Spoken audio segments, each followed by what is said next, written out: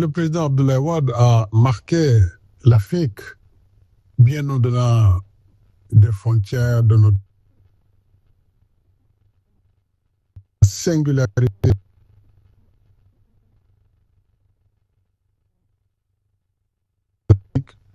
Et surtout son ambition pour le continent africain. D'abord, il faut rappeler qu'il a incarné pendant plus de 26 ans une opposition républicaine et démocratique dans un contexte africain où dominaient encore dans de nombreux pays des systèmes de parti unique. Par son combat politique constant, son attachement au pluralisme et surtout son engagement pour des élections transparentes, il a contribué année après année à l'enracinement de la démocratie au Sénégal. Son rôle dans la sécurisation du système électoral sénégalais et dans l'acceptation du verdict des urnes a contribué à bâtir l'image du Sénégal démocratique sur le continent et inspiré de nombreux acteurs politiques africains. Rappelez-vous de son plan Oméga, conçu comme un vaste programme de grands projets d'infrastructure pour le continent. D'ailleurs, je rappelle pour la petite histoire que le projet de la Grande Muraille Verte était un projet vraiment initié par Maître Abdoulaye Wade, qui par la suite a été adopté par le Népal. Et ce programme Oméga a joué un rôle moteur dans la conception de ce qui est devenu le nouveau partenariat pour le développement de l'Afrique, le NEPAD, qui est né de la fusion entre le plan Oméga du président Wade et le Millennium African Map, conçu également et porté par les présidents Mbeki, Obasanjo, le président Bouteflika et le président égyptien Del Dallo. Et si je devais résumer Wade en un mot, ce qui est très difficile, ou en une phrase, sans doute je dirais un esprit brillant, un esprit libre et audacieux.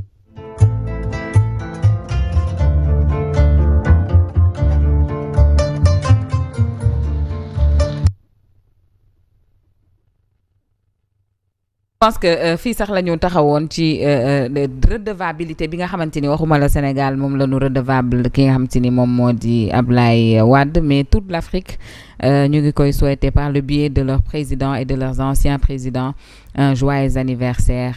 Gis nañu le président Diomaye mu seetaan ay homologam Mamadou ak ay anciens wam rapidement rek pour magnifier la grandeur de l'homme. waaw fi may jeexalee rek pour jox sama gaañi ku ci nekk mën ci dolli xalaatam. Abdoulaye Wade daal li Sénégal di jooy ci moom rek mooy yéex a jot ci moom. parce que nag wax dëgg yàlla ci ay chantier ci ay leneen ak leneen Abdoulaye Wade moo ne ci njëkk a nàmpatal.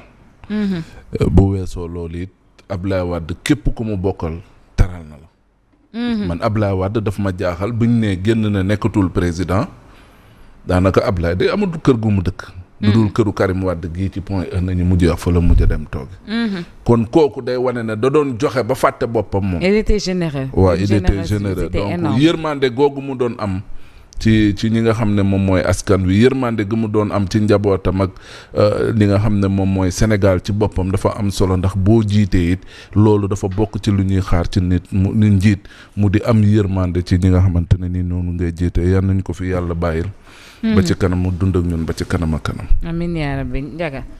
ñu ngi màggal ku jara màggal tudd na. ñoo ngi màggal ku jara màggal di ko ñaanal moom Abdoulaye Wade wér. tey nag bisum njàngat la bu jëm ci président Diomaye mi toog foofu. mais bisum njàngat la ci képp koo xam ni yaa ngi def politique nga jàng ci jàng bu am solo tey boo dee xool ñi nga xam ni ñoom la àndoon loon ci PDS ba. tàggoog ñoom sax ci PDS ñoo ngi àndaat ak moom tey ci bis bi di ko màggal mooy nekkee nit ki mën nga xuloog moom te doo ko mere. nit ki mën ngeen a bàyyante waaye doo ko mere tey gis nañ fa Idrissa Seck gis nañ fa ku ne tey gis nañu président Macky Sall mu def témoignage yu am solo jëmale ko ci moom. sànq bi ñuy def documentaire bi dama cee jàngat ñuy def documentaire ci Abdoulaye Wade di wane li mu réaliser fii ci réew mi président Diomaye toog di ko seetaan jëwrin mbàkk yu fay am ay seede yoo xam ni moom président Abdoulaye Wade def na ko ci cité religieux yi président di ko toog di ko seetaan tey ancien président yi même actuel président yi di am ay seede yoo xam ni jëmale nañ ko ci maître Abdoulaye Wade mooy wane ni Abdoulaye Wade liggéeyoon na lan la ci président Diomaye mi toog mooy wane ni tey war naa liggéey bu toll nii ba am seede yu toll nii mu doon loo xam ni vraiment kenn ku nekk war nga cee jàngat lu rëy a rëy te vraiment ñoo ngi koy ñaanalaat mu yàlla dolli ay fanam ndax dundu du doy mais dolli ko wér. Est-ce que Karim nag Ahmed warta woon teewee lu ni mel parce qu'il faut dire que 100 ans du 100 jours du 100 mois ni on parle de 100 années ñuy defal sa papa xëy na lu rëy di ñu bëri ñu ngi doon xaar gis ko ci watu si njéeli. waaw na fi tey de 100 ans yee tax sax du ma yàgg ci Karim waaye man Karim chaque jour question bi may posé est-ce que mu ngi dund chaque jour loolu laay laaj parce que Karim ba mu demee ba léegi amul kenn ku dégg note vocale am. amul kenn ku gis vidéo bu muy wax à part Qatar 2022 ci coupe du monde ba muy taseeg Faa Aydara ñu selfie vidéo boobu lañ mës a am ci Karim leneen lépp ñun xamuñu ndax Karim a ngi wax xamuñu ndax mu ngi dund xamuñu ndax mu ngi xam li xew donc. bref 100 ans yi tey dafa am beneen au-delà de la dimension du président Wade mais grandeur suñu homme d'État yi. Talla Sylla mi ñu dooroon marto ndax. président Abdoulaye Wade mu ngi noonu toog ci jotaay bi. dafa mooy wane ne réew boo ci nekkee aspirer jël yenn responsabilités yi wala yàlla dénk la yenn responsabilité da nga am hauteur ak esprit de dépassement. njàngale mu rëy moo fi nekk boo xamante ne nii képp kuy acteur politique war ngaa jàng tey ci jotaay bi. au-delà de nit ki ñuy màggal li nga ciy jàng parce que li Fall Ndiaga wax léegi ci Diomaye keroog ca lettre ba mu bind di ko souhaiter joyeux anniversaire. ci paragraphe bu mujj bi dafa tënk lépp mu ne balaa ngay xam président Ablaye Wade mooy kan boo nekkee président ngay doog a xam mooy kan